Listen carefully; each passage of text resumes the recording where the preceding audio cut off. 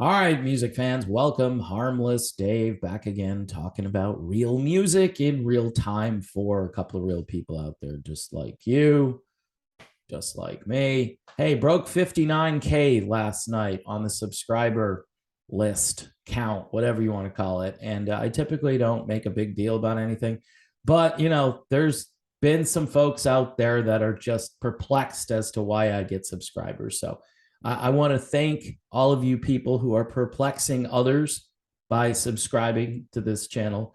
Do it for that reason alone, not for this. Okay, I mean, look at this, right? But I appreciate it very much, and all the patrons over on Patreon for patronizing the channel. Pat Benatar, she's kind of lost that loving feeling with me, not in general. Okay, not accusing Pat and Neil of having some issues out there, but a couple weeks ago, we all remember how she basically said that, yeah, I don't want to perform my most famous song anymore. Sorry, it's too offensive. It's insensitive to people who've been the victims of gun violence. All right, let's break this down a little bit more, because I think I did one video on this, and I woke up today thinking, I just don't understand this. Is just okay. So two things. Number one, the song has nothing to do with guns. Number one, it's innuendo, and even if you were going to take it literally, it's more about like a boxing match than a shooting match, right? Hit me with your best shot. Hit, not. I mean, you could say you hit the target. I guess there are analogies that you can, but you're really kind of reaching a little bit, right? So, with all that said, why not perform the song? Number one. I mean, if you want to give a portion of the proceeds here, this is an interesting concept, right? To those families who lost a loved one, I think that would be a great idea, right? And by the way, the song can be used kind of as a defensive song. You could say, hey, guys who went in there and waited an hour and 17 minutes or something to do anything in Uvalde, Texas, hit that dude with your best shot. You know what I mean? This idea that, you take all the sharp objects out of the room, that people are going to behave themselves. And yeah, I know what the argument is. Well, if you take this away, then nobody will be able to do that, right? But here's the deal. You can have knife violence. You can have, just use your hands as a weapon. I think Pat Benatar at one point said to stop using sex as a weapon, right? I mean, and that's the thing about Benatar's music. It's loaded with all of this innuendo, right? And all of this kind of, shall we say, romantic tension, to try to use a word that's a little dumbed down from what I'm trying to express here. The only reason I try to restrain is I don't like the channel to be about salacious things necessarily. I like to try to make it watchable for people who maybe aren't all that into this scene as it is or as it was. I guess the point I'm trying to make with the song itself is that it's harmless, much like me. It's a harmless song. And as much as I know it's overplayed and I complain, see, this is kind of weird for me. But if I'm going to go see Pat Benatar, I think I want to hear this song. I'm going to see Don McLean, and he's decided he's not going to perform American Pie. Now, I understand Don does not have the catalog that Pat has. But I've been hearing through the grapevine that they're still using Hit Me With Your Best Shot in the promotional stuff leading up to Pat Benatar concerts. She's going to some city, and they're doing a promo, and you hear dun, dun, dun, dun, dun, and you're like, wait a minute.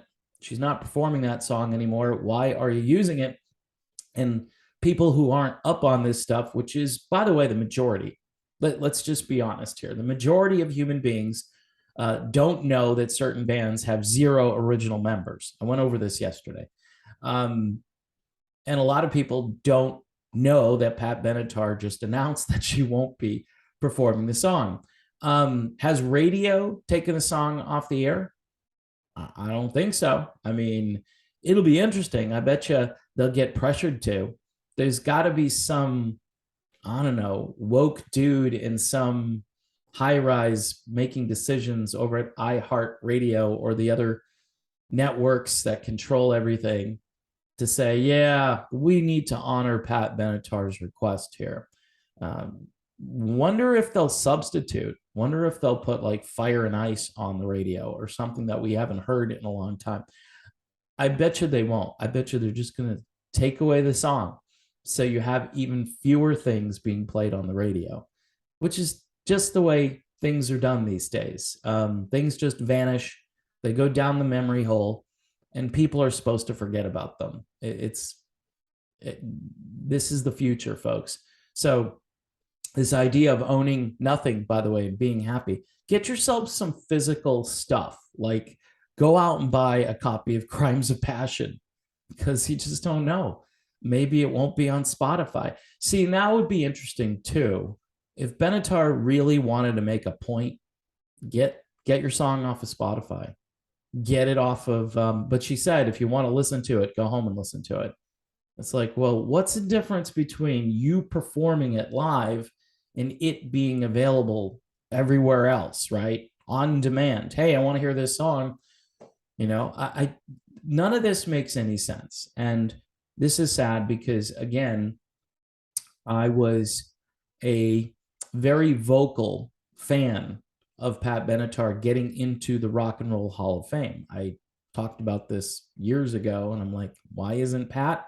It's before she even got considered. And then word got out that, hey, we're looking for more women, right? And it's weird because a lot of people today, they don't know what a woman is. So I'm not sure you can put in a woman into the Rock and Roll Hall of Fame anymore. If you can't define it. Yeah, I am trying to be a wise ass here, by the way, because this is the future.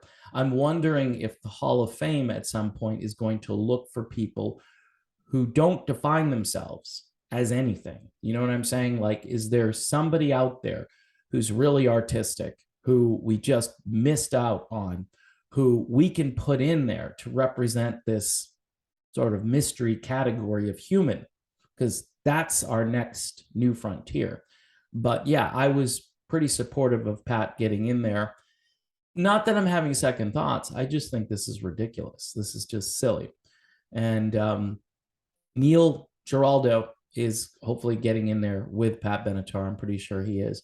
Honestly, I think that whole 1980-ish band that she had during Crimes of Passion, all of those people should be inducted along with Neil and Pat into the Hall of Fame. That was just such a great band.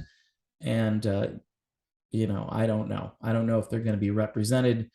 I know when, you know, bands change a lot and there are personnel changes, that sometimes some of the people who really helped when the band or when the artist was at their peak, those people are often left behind and forgotten about.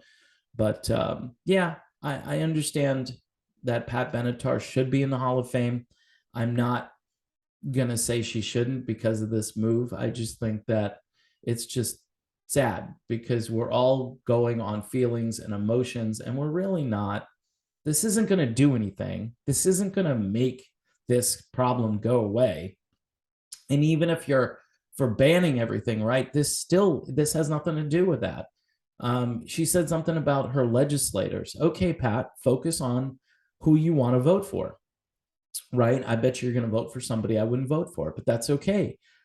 We live kind of, sort of, it's fading quickly, but we live in a country where you might be able to change the deck chairs on the Titanic to make yourself feel a little better. You might be able to do that for a little while longer. Again, it's all about, you know, hey, look what I did. And then again, the boat just continues to go in the same direction. It might list a little bit left or right. Right now it's listing heavily over to the left, and we're going to course correct, hopefully. But then what happens after the course correction? Do we turn the boat around? Do we turn the boat around? That's the question. And unless we turn it around and bring it back into port reality, right? Realville, however you want to define it, the country's in some really dire straits. Sorry, I figured I'd use the music analogy there and the truth. But as far as this whole "hey, hit me with your best shot" thing, it's just sad. And now when I think of Pat Benatar, I'm just going to be thinking, you're really not going to play that song, huh? This is just like not going to have any impact whatsoever, but you're going to do it anyway. So yeah, would I go see Pat Benatar today? I don't know. I mean, I would say to the wife, so she's not going to play the song that you like the most, and that's my wife. She likes that song a lot. And should we go see it? You know, she'll still play "Love Is a Battlefield," right? Ooh, a battlefield. That sounds like it might be dangerous. Are there guns on the battlefield? See what I mean? You can extrapolate, and then everything becomes forbidden and taboo. So that's my video on the topic about Pat Benatar. She has kind of lost that love and feeling with me. I'm sure she's still got that love and feeling for Neil Giraldo, her husband of many, many years. They seem to be really nice people, a great couple, and they probably even mean well. Some people have been telling me that, hey, Dave, she's not wanted to play this song for a very long time. And I'm like, okay, well, that's stupid. I'm sorry. And I hate to be blunt, but it's stupid. I mean, then like I said, tell radio stations, I'd be cool with this. Tell radio stations, look, stop playing best shot. I mean, she's got to have friends, way up the chain. Stop playing best shot. And how about you put like, I don't know, find just like I said, Fire and Ice, Shadows of the Night. I mean, some of those songs every so often you do hear, but Hit Me With Your Best Shot is like the one that they bleed out. They just, so you need something in its place. All Fired Up for me, that would be the song to replace Hit Me With Your Best Shot, but Fired Up, all fired, like firing a gun. It just, yeah, it's not as blunt and direct. But then again, the battlefield, you don't want to be on a battlefield, right? There's so many, metaphors and things that you probably can't use anymore. So a lot of problems for Pat Benatar. I'm pretty sure it'll be okay. Maybe this will just, fade away, and next year she'll be out there playing this song as her second encore, and everybody will be happy. Yeah. Or it'll just go down the memory hole, and then you won't even hear it on the radio anymore. And that's why you need to own a copy of Crimes of Passion or Pat Benatar's Greatest Hits or something, because they may just eliminate all the good stuff because science, right? Because the news media, because whatever, it's because we need to stop the violence. Yeah, because I'm sure, these nut jobs, that's what they're thinking before they go out and do their stuff about songs from 40 years ago. And that's what they're thinking about. Anyway, people, thanks for watching. Sorry about the video. See you soon.